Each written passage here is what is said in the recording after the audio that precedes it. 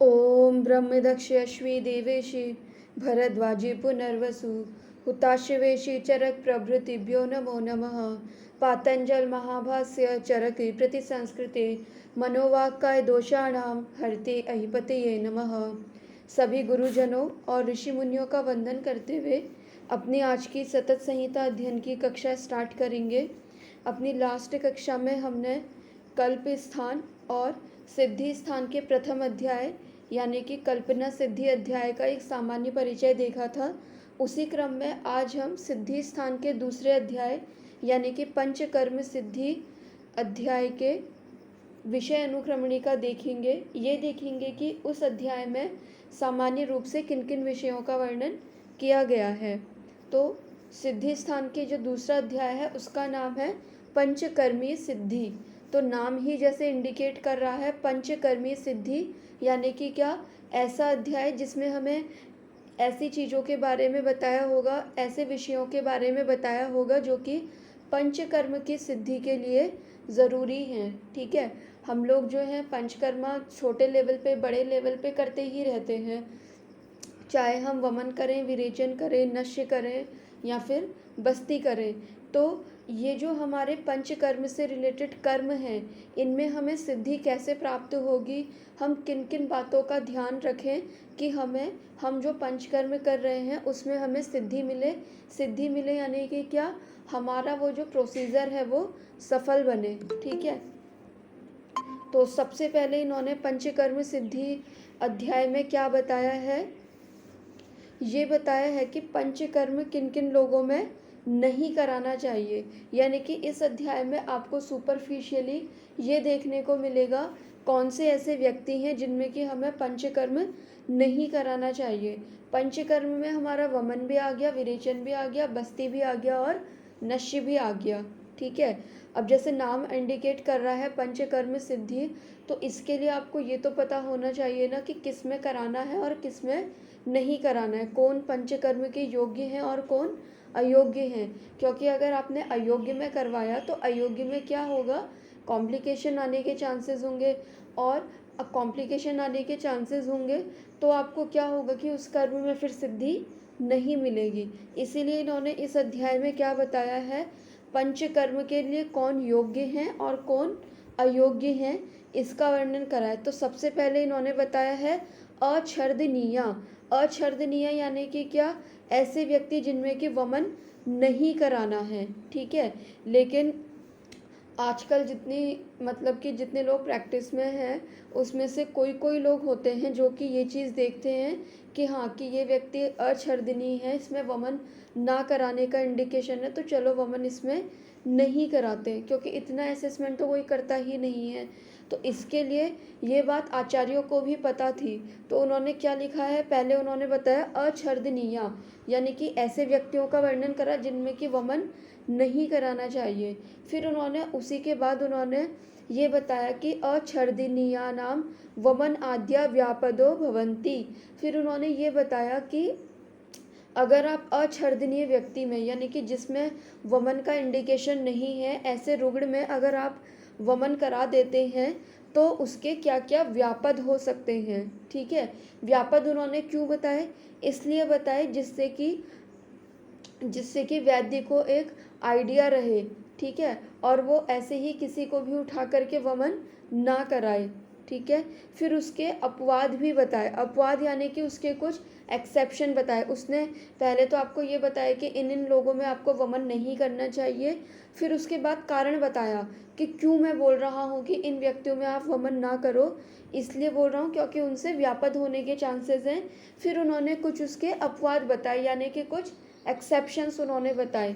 ठीक है, फिर उसके बाद उन्होंने वमन के अयोग्य बताने के बाद वमन के योग्य कौन कौन हैं इनका वर्णन करा है। ठीक है, तो आपको भी पता है कि जैसे कि एलोपैथ साइंस में भी बोला जाता है, एक सर्जन के लिए बोला जाए या फिर किसी के लिए भी बोला जाए कि एक अच्छा सर्जन वो होता है जिसे ये पता होता है कि सर्जरी कहाँ पे नहीं करनी है। ठीक है, तो उसी तरीके से एक आयुर्वेदिक वैद्य या फिर आयुर्वेदिक फिजिशियन वो अच्छा माना जाएगा जिसे ये पता होगा कि कहाँ पे पंचकर्मा नहीं करना है।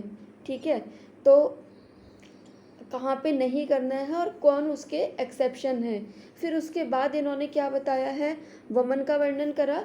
फिर एक बात आती है वमन के बाद विरेचन की, तो इन्होंने अविरेच्या यानी कि ऐसे व्यक्तियों का वर्णन करा है जिनमें कि विरेचन हमें नहीं करना चाहिए। फिर अगेन इसमें उन्होंने वही बताया कि अगर आप अयोग्य व्यक्ति में विरेचन कर देते हैं तो क्या व्यापद होते हैं। अब देखिए, अगर आपको व्यापद पता होगा तो बाई चांस अगर आपने बाई मिस्टेक कभी किसी में करवा भी दिया है तो आपको व्यापदों का नॉलेज है, तो आप उस व्यापद को सही करने का भी तरीका जानते होंगे।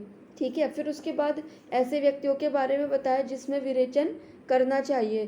फिर इन्होंने बस्ती की बात करी कि कौन से ऐसे व्यक्ति हैं जिनमें बस्ती नहीं करनी चाहिए, और बस्ती कर दी अयोग्य व्यक्ति में तो क्या क्या व्यापद हो सकते हैं।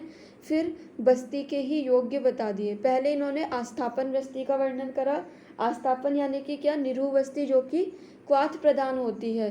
फिर अनुवासन बस्ती का वर्णन करा कि ऐसे कौन से व्यक्ति हैं जिनमें अनुवासन बस्ती नहीं करनी चाहिए, और अयोग्य व्यक्तियों में अगर अनुवासन बस्ती देते हैं तो उसके क्या व्यापद हो सकते हैं, और कौन से ऐसे व्यक्ति हैं जिनमें हम बिना किसी डर के अनुवासन बस्ती दे सकते हैं। फिर इसके बाद इन्होंने सिरोविरेचन यानी कि नश्य के बारे में बताया कि किन किन लोगों को नश्य नहीं देना चाहिए, अगर नश्य देते हैं तो क्या व्यापद होते हैं। फिर उसके बाद इन्होंने ये बताया कि किन को सिरोविरेचन हमें देना चाहिए। फिर सिरोविरेचन में इन्होंने हमें ये चीज़ भी बताई कि कौन सी ऋतु में हमें सिरोविरेचन देना चाहिए। इसका वर्णन करते हुए इन्होंने ये पंचकर्म सिद्धि अध्याय को समाप्त करा है। तो अगर एक सुपरफिशियली देखें तो पंचकर्मी सिद्धि अध्याय में, जैसा कि उसका नाम इंडिकेट कर रहा है, ऐसी चीज़ों का वर्णन करा गया है जो कि पंचकर्म में सिद्धि दिलाएं। ठीक है। पंचकर्म का मतलब सिर्फ ऐसा नहीं होता है कि आपने एक ब्यूटी स्पा खोल करके आप बैठ गए हैं। एक्चुअल में पंचकर्म जो है उस स्पा से काफ़ी बियॉन्ड है। फिर इसके बाद इसमें हम पढ़ेंगे अभी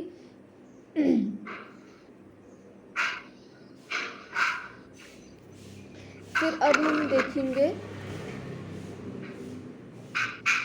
सिद्धि स्थान के तीसरे अध्याय यानी कि बस्ती सूत्रिया सिद्धि। अब बस्ती सूत्रिया सिद्धि है तो जैसे कि चैप्टर का नाम अगेन वही इंडिकेट कर रहा है कि इसमें आपको इन चीज़ों का वर्णन मिलेगा जो कि बस्ती को आपके सिद्ध बनाएंगे। आपने देखा होगा कि बहुत से वैद्य क्या करते हैं, सिर्फ बस्ती के ऊपर ही वर्क कर रहे हैं। ठीक है। तो उनके लिए क्या है, ये चैप्टर बहुत ज़्यादा मायने रखता है। तो इसमें इन्होंने हमें क्या बताया है, बस्ती विषय को उन्होंने कुछ प्रश्न करे हैं और फिर उन प्रश्नों का उत्तर देते हुए पुनर्वसु आत्रेय ने बहुत सारी चीज़ें बताई हैं बस्ती के बारे में। तो इसमें सबसे पहले तो उन्होंने ये पूछा है, ये बताया है कि बस्ती देते समय किन किन चीज़ों की अपेक्षा रखती है कि बस्ती हमारी सम्यक हो जाए, यानी कि हम ऐसे किन किन बातों का ध्यान रखें जिससे कि हमारी बस्ती जो है वो सम्यक हो। ठीक है। फिर उसके बाद इन्होंने ये बताया है कि बस्ती के कुछ दोष बताए हैं। ठीक है। बस्ती के दोष बताए हैं, ये बताया है कि वाम भाग में शयन करके ही बस्ती देनी चाहिए। अपान वायु के प्रयोग, अपान वायु का अगर प्रकोप हो तो उस टाइम पे बस्ती की क्या विधि होनी चाहिए। निरूह बस्ती और दोषों का समन कैसे होता है वो बताया है। निरूह बस्ती की कल्पना हम कैसे करेंगे वो बताया है। ये बताया है कि बस्ती में कौन कौन से, ये जो बस्ती नेत्र होता है बस्ती, उसकी आकृति कैसे होनी चाहिए। बस्ती यंत्र की निर्माण विधि कैसी होनी चाहिए। बस्ती का जो हम कल्प यूज़ कर रहे हैं उसको बनाने की क्या विधि होनी चाहिए। बस्ती प्रयोग करने की क्या विधि है। अगर असम्यक तरीके से बस्ती दे दी जाए तो उसके क्या व्यापद हो सकते हैं, ये बताया है। फिर ये बताया है कि बस्ती देते समय अवस्थित कर्म कौन कौन से करने चाहिए। ये बताया है कि प्रति आगम काल क्या होता है बस्ती का, यानी कि बस्ती देने के बाद जब वो वापस आती है तो हमें क्या क्या पश्चात कर्म करने चाहिए। आई थिंक आपको पता होगा कि बस्ती ही एक ऐसा प्रोसीजर है जिसको करने के बाद हमें संसर्जन कर्म नहीं करना होता है, बाकी वमन और विरेचन के बाद हमें संसर्जन कर्म करना होता है। ठीक है। फिर यहाँ पे इन्होंने कुछ डिफरेंट डिफरेंट तरीके की बस्तियों के बारे में बताया, जैसे यष्टि मधु आदि, चंदन आदि निरु बस्ती बताई है, द्राक्षा आदि और कोशातक आदि निरु बस्ती बताई है, पटोल आदि बस्ती बताई है, पंचमूल आदि, रासना आदि निरु बस्ती, पुनर्नवा आदि बस्ती ये बताई है। फिर इसके बाद इन्होंने क्या करा है कि ये बताया है कि बस्ती देते समय हमें किस पोजीशन में सोना चाहिए। जैसे मैंने आपको बताया कि लेफ्ट लेटरल पोजीशन में हमें सोना चाहिए बस्ती देते समय, ठीक है। फिर उसके बाद इन्होंने ये बताया है कि निरहु बस्ती देने के बाद हमें भोजन कैसा रखना है, उसका वर्णन करते हुए इन्होंने इस अध्याय को समाप्त करा है। फिर इसके बाद चौथा अध्याय आता है स्नेह व्यापदिकी सिद्धि, ठीक है। यहाँ पे इन्होंने क्या बताया है कि जो स्नेह व्यापद हो जाते हैं, यानी कि हमने किसी अयोग्य व्यक्ति को अगर हमने अनुवासन वस्ती दे दी तो उसमें क्या क्या कॉम्प्लिकेशन हो सकते हैं उसका वर्णन करा है, और उसको हम कैसे टैकल कर सकते हैं वो बताया है। इसमें इन्होंने क्या करा है, दशमूल आदि अनुवासन तेल की बस्ती बताई है, फिर सतवाह आदि अनुवासन तेल की बस्ती बताई है, सैंधव अनुवासन तेल की बस्ती बताई है, ठीक है। फिर ये बताया है कि स्नेह व्यस्ति के 6 व्यापद के क्या क्या हेतु होते हैं और वो क्या होते हैं। इसमें इन्होंने क्या बताया है, वात आवृत स्नेहस्य लक्षणम, यानी कि अगर स्नेह जो है वो वात से आवृत हो जाएगा तो क्या लक्षण होंगे। आपने बस्ती तो दे दी अनुवासन बस्ती, लेकिन अंदर जाकर के अगर वो वात से आवृत हो जाती है तो उसके क्या लक्षण होंगे। पित्त दोष से अगर वो आवृत होता है तो क्या लक्षण होंगे। कफ से आवृत होता है तो क्या लक्षण होंगे। अति अशन यानी कि भोजन से आवृत होता है तो क्या लक्षण होंगे। विड से आवृत हो जाता है अगर स्नेह अंदर जाकर के, विड यानी कि मल, तो क्या उसके लक्षण होंगे, इसका वर्णन करा है और उसकी चिकित्सा बताई है, ठीक है।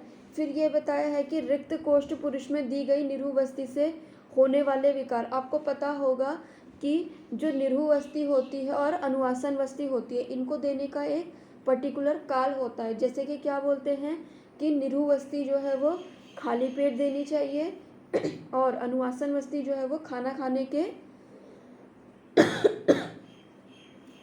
बाद देनी चाहिए। तो कभी अगर हमने इस नियम को फॉलो नहीं करा तो क्या उपद्रव हो सकते हैं वो बताया है, ठीक है। फिर इन्होंने ये बताया है कि अनुवासन वस्ती देते समय हमें किस तरीके का भोजन देना चाहिए, ठीक है। फिर ये बताया है कि अनुवासित व्यक्ति में उष्ण जल का ही प्रयोग क्यों करना चाहिए और उष्ण जल उसमें देने के क्या गुण होते हैं। अब देखिए अनुवासन वस्ती जो है वो क्या है कि स्नेह प्रधान है, ठीक है। स्नेह प्रधान है तो आपने अगर सूत्र स्थान का अध्याय पढ़ा होगा जिसमें कि स्नेहन स्वेदन अध्याय आया है, तो वहाँ पे उन्होंने हर उसके कुछ अनुपान बताए हैं। तो वहाँ पे जो स्नेह होता है उसका अनुपान उन्होंने क्या बताया है, उष्ण जल बताया है, ठीक है। और क्योंकि हम अनुवासन वस्ती में भी हम स्नेह का प्रयोग कर रहे हैं, इसीलिए हम यहाँ पे क्या करेंगे कि अनुवासन वस्ती देने के बाद पेशेंट को बताएंगे कि तुम उष्ण जल का ही इनटेक करो, ठीक है। और उसके गुण बताए हैं। फिर ये बताया है कौन से ऐसे लोग हैं जिनको कि हम नित्य यानी कि डेली बेसिस पे अनुवासन वस्ती दे सकते हैं। फिर इन्होंने ये बताया है अनुवासने आम स्नेह निषेधः, यानी कि आम की कंडीशन में हमें क्या करना है कि, यानी कि क्या कह रहे हैं कि जब हम स्नेह वस्ती अनुवासन वस्ती दे रहे हैं तो अनुवासन वस्ती में हमें आम तेल का प्रयोग नहीं करना है। आम तेल यानी कि क्या, ठंडे तेल का यूज़ नहीं करना है, हमें थोड़े गुनगुने तेल का यूज़ करना है अनुवासन वस्ती में। ऐसा नहीं कि पेशेंट आया, पेशेंट कह रहा है मुझे बहुत जल्दी है, तो आपने उठा करके उसे अरे कि चलो अनुवासन वस्ती ही तो है, एनल रूट से सिर्फ तेल ही तो पुश करना है, और उसे उठा करके सिंपल बॉटल से तेल निकाला, सिरिंज में भरा और दे दिया। ऐसा नहीं करना है, ठीक है। आपको क्या करना है कि गुनगुना करना है तेल को, तभी उसका यूज़ करना है अनुवासन वस्ती के लिए। फिर इसके बाद इन्होंने ये बताया है कि स्नेहपान और अनुवासन वस्ती का प्रयोग एक साथ नहीं करना चाहिए, ठीक है। कई बार होता क्या है कि जूनियर्स या फिर जो यूजी वाले स्टूडेंट होते हैं वो आपसे आकर के क्वेश्चन करेंगे कि मैम स्नेहपान चल रहा है और साथ में क्या अनुवासन वस्ती भी हम उसे दे सकते हैं। तो उसका आंसर होता है कि नहीं। अगर कोई घृतपान कर रहा है, ओरल इनटेक कर रहा है घृतपान का, तो आप उसे एनल रूट से अनुवासन बस्ती नहीं देंगे। ठीक है, इसका क्लियरली इंडिकेशन कर दिया है चरक ने स्नेह व्यापक सिद्धि अध्याय में, जो कि सिद्धि स्थान का चौथा अध्याय है। तो अब आप ये सोचिए कि अगर आपने सिद्धि स्थान का नहीं पढ़ा हुआ है तो आपको ये कैसे पता चल पाएगा कि हमें स्नेहपान और अनुवासन बस्ती का प्रयोग एक साथ नहीं करना है। एक साथ नहीं करना है से मतलब क्या है कि अगर किसी का घृतपान चल रहा है, ठीक है, तो आपको उसे एनल रूट से अनुवासन बस्ती नहीं देनी है। ठीक है, फिर उसके बाद इन्होंने इस अध्याय में क्या बताया है कि अनुवासन या फिर निरुवस्ती का एकांतिक प्रयोग नहीं करना चाहिए। और इसी अध्याय में उन्होंने मात्रावस्ती का वर्णन करा है और उसकी उपयोगिता और उसके गुण बताए हैं। तो आप ये सोचिए कि मात्रावस्ती जो कि इतनी यूज़फुल रहती है गायनेकोलॉजिकल प्रॉब्लम्स में भी और एनोरेक्टल प्रॉब्लम में भी। ठीक है, मान लीजिए किसी को फिशर की प्रॉब्लम है तो सिंपल हम क्या करते हैं, उसे मात्रावस्ती ही तो देते हैं। अगर किसी को मेंसेस के टाइम पे बहुत ज़्यादा पेन हो रहा होता है तो भी हम क्या करते हैं, कुछ नहीं करते हैं, सिंपल एक छोटी सी मात्रावस्ती देते हैं। ठीक है, तो उस मात्रावस्ती का जो वर्णन आया है, उसका जो शास्त्रोक्त निर्देश आया है, वो आया है हमारे सिद्धि स्थान के चौथे अध्याय यानी कि स्नेह व्यापक सिद्धि स्थान में। ठीक है, तो आप चाहें तो जा कर के इसके बारे में पढ़ भी सकते हैं। मात्रावस्ती क्योंकि एक बहुत ही ऐसा प्रोसीजर है जो कि ओपीडी बेस पे यूज़ होने वाला है, उसके लिए आपको ऐसा कोई बड़े से पंचकर्मा सेटअप की ज़रूरत नहीं पड़ेगी। और इस मात्रावस्ती के बहुत सारे बेनिफिट्स भी होते हैं। ठीक है, फिर इसके बाद इन्होंने पंचम अध्याय का वर्णन करा है, जिसमें इन्होंने क्या बताया है कि नेत्र बस्ती व्यापक सिद्धि बताई है। ठीक है, यानी कि जो नेत्र बस्ती होती है, आपने बस्ती यंत्र देखा होगा। बस्ती यंत्र में क्या होता है कि एक नेत्र बस्ती होती है, एक नेत्र बस्ती नेत्र होता है, एक बस्ती पुटक होता है। ठीक है, इस तरीके से हम पढ़ते हैं। तो यहाँ पे इन्होंने जो नेत्र बस्ती होती है उसके क्या क्या दोष होते हैं उसका वर्णन करा है इन्होंने नेत्र बस्ती व्यापक सिद्धि अध्याय में। ठीक है, तो इसमें इन्होंने सिर्फ इन्होंने नेत्र बस्ती के ही दोष ना बता करके बस्ती दाता के भी, बस्ती पुटक के भी, सबके ही इन्होंने दोष बता दिए। मतलब यहाँ पे इन्होंने कुल मिला करके इस अध्याय में इन्होंने हमें ऐसी ऐसी चीज़ों का वर्णन करा है कि जिनका अगर हमने ध्यान नहीं दिया तो हम जो पेशेंट को बस्ती दे रहे हैं उससे हमें उतने अच्छे रिजल्ट नहीं मिलेंगे। ठीक है, तो सबसे पहले इन्होंने क्या बताया, बस्ती नेत्र के 8 दोष बताए और उसका परिणाम बताया, यानी कि ये बताया कि बस्ती नेत्र के ये दोष होते हैं और इसके क्या क्या परिणाम हो सकते हैं। फिर बस्ती के 8 दोष बताए, ठीक है, और उससे होने वाली हानियाँ बताई।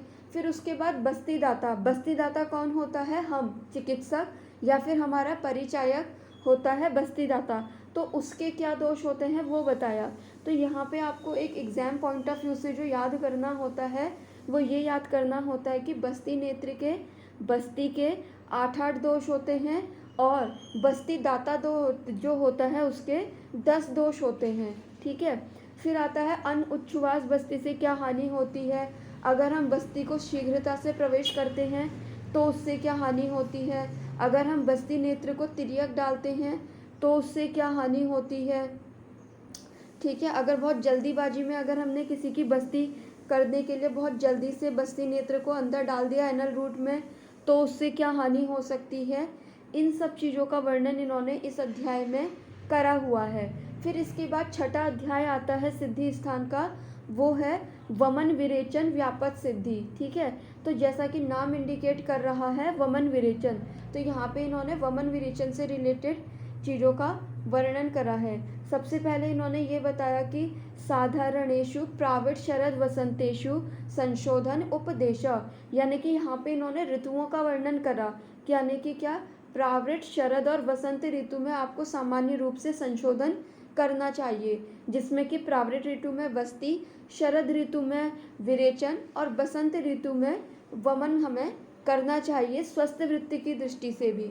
ठीक है, फिर इसके बाद इन्होंने ये बताया है कि वमन आदि नाम आदव अंतरा अंते च स्नेह श्वेद प्रयोग, यानी कि वमन आदि ये जो प्रोसीजर होते हैं इनके शुरुआत में, ठीक है, हमें क्या करना चाहिए, स्नेहन और श्वेदन का प्रयोग करना चाहिए। अब हमें क्यों करना चाहिए वमन विरेचन से पहले स्नेहन और श्वेदन का प्रयोग, इसलिए करना चाहिए जिससे कि हमारे दोष जो है वो शाखाओं से कोष्ठ में आ जाए, ठीक है। अगर हम स्नेहन श्वेदन नहीं करेंगे तो हमारे दोष जो कि क्या है कि शाखाओं में आश्रित हैं, वो शाखाओं में ही आश्रित रहेंगे, वो कोष्ठ में नहीं आ पाएंगे, और अगर वो कोष्ठ में कलेक्ट नहीं होंगे तो सम्यक वमन और विरेचन नहीं होगा। क्यों नहीं होगा, क्योंकि जब हम डेफिनेशन पढ़ते हैं शोधन की या पंचकर्म की, तो उसमें हम क्या पढ़ते हैं कि पंचकर्म यानी कि क्या, बड़े हुए दोषों को, ठीक है, बड़े हुए दोषों को कोष्ठ में ला करके फिर नियरेस्ट मार्ग से बाहर निकालने का जो प्रोसीजर होता है उसे ही हम पंचकर्म या फिर शोधन कहते हैं, ठीक है। तो अगर हमें नियरेस्ट रूट से निकालना है तो उसके लिए हमें कोष्ठ में तो लाना पड़ेगा। ऐसा तो है नहीं कि दोष जो है वो कोष्ठ में वहाँ जा कर के शाखाओं में जा कर के आश्रित हैं, तो अगर हम देंगे तो वो वमन विरेचन उतना प्रॉपर नहीं होगा, ठीक है। फिर ये बताया है कि कान ना अति स्निग्धान विरेचियेत, मतलब कि अगर किसी ने बहुत ज़्यादा अति स्नेहन की कंडीशन आ गई है तो ऐसे कौन से व्यक्ति जिनमें कि विरेचन हमें नहीं देना चाहिए। फिर ये बताया है कि कौन से ऐसे व्यक्ति हैं जिनमें स्नेह विरेचन देना है, किसमें हमें रूक्ष विरेचन देना है, ठीक है। अब देखिए स्नेह विरेचन और रूक्ष विरेचन का सिंपल एग्जाम्पल अगर आपको मैं बताऊं तो सिंपली अगर हम किसी को पेट साफ करने के लिए या फिर सिंपल विरेचन के लिए अगर हम उसे पंचसकार चूर्ण दे रहे हैं, ठीक है, तो वो तो आ जाएगा हमारे रूक्ष विरेचन में, ठीक है। अगर हम उसे एरंड तेल के साथ कोई प्रिपरेशन दे रहे हैं तो वो हमारा आ जाएगा स्नेह विरेचन में, ठीक है। तो अब हमें देखना होगा, अब आप देखते होंगे कि बहुत से रुग्ण क्या करते हैं कि सेल्फ मेडिकेशन करते हैं त्रिफला चूर्ण का, पंचसकार चूर्ण का या फिर हरितकी चूर्ण का। तो इससे होता क्या है कि उनकी जो आंतें होती हैं उसमें क्या आ जाती है, रुक्षता आ जाती है, ड्राइनेस आ जाती है, ठीक है। तो पेशेंट आपके पास आया, आपने उसकी हिस्ट्री नहीं ली और बस उसने कहा कि डॉक्टर साहब मुझे कॉन्स्टिपेशन रहता है, तो आपने भी क्या करा कि जब पेशेंट आपके पास आया उसने आपको ये बोला कि डॉक्टर साहब मुझे कॉन्स्टिपेशन रहता है, आपने उसकी हिस्ट्री ली, आपको उसकी हिस्ट्री में मिला कि ये पेशेंट तो क्या है कि ऑलरेडी बहुत सारे त्रिफला खा चुका है, कायम चूर्ण खा चुका है, तो उसको उसकी हिस्ट्री लेने के बाद आपके माइंड में ये क्लियर हो गया क्योंकि इसने ऑलरेडी इतनी चूर्ण प्रिपरेशन ले रखी है तो ज़रूर से इसकी आंतों में क्या है कि रूक्षता आ गई होगी। तो आप उसमें फिर क्या है कि रूक्ष विरेचन ना प्रेफर करके क्या करेंगे, उसमें आप रूक्ष विरेचन ना प्रेफर करके आप उसमें स्नेह विरेचन प्रेफर करेंगे।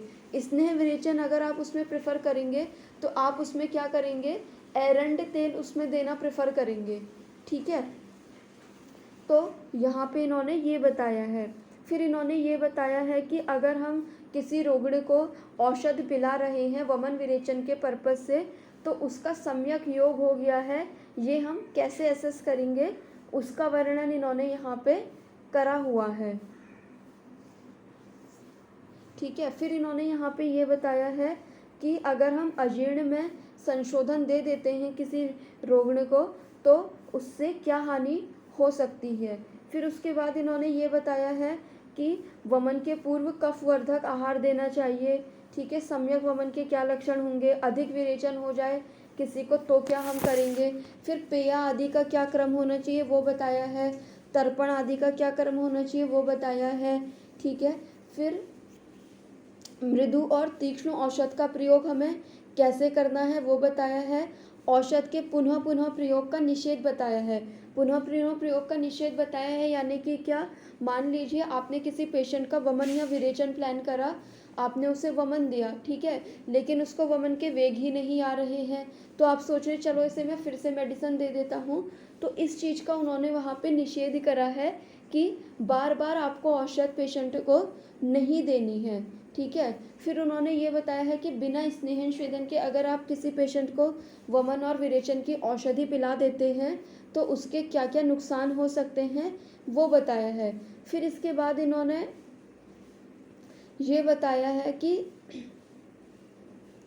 अगर किसी को वमन विरेचन की मेडिसिन देने के बाद क्या हो रहा है, आधमान लक्षण मिल रहा है या फिर परिकर्ती का लक्षण मिल रहा है, परिश्राव मिल रहा है, हृदय ग्रह, हनु अंग ग्रह, जीवादान, ठीक है, ये सारे अगर उपद्रव मिल रहे हैं, वमन विरेचन के व्यापद मिल रहे हैं, तो उनकी क्या क्या चिकित्सा हम कर सकते हैं। फिर इसके बाद इन्होंने ये बताया है कि जीव रक्त और रक्त पित्त का लक्षण क्या होगा, यानी कि वमन विरेचन करते समय अगर किसी का ब्लड आने लगा तो उस टाइम पे आपको क्या करना है, ठीक है। और अगर किसी को विरेचन के इतने योग आए कि गुद भ्रंश हो गया और गुद भ्रंश होकर के उसे संज्ञा नाश होने लगा, तो आप क्या उसे चिकित्सा देंगे, उसका वर्णन करते हुए इन्होंने इस अध्याय को यहाँ पे समाप्त करा है, ठीक है।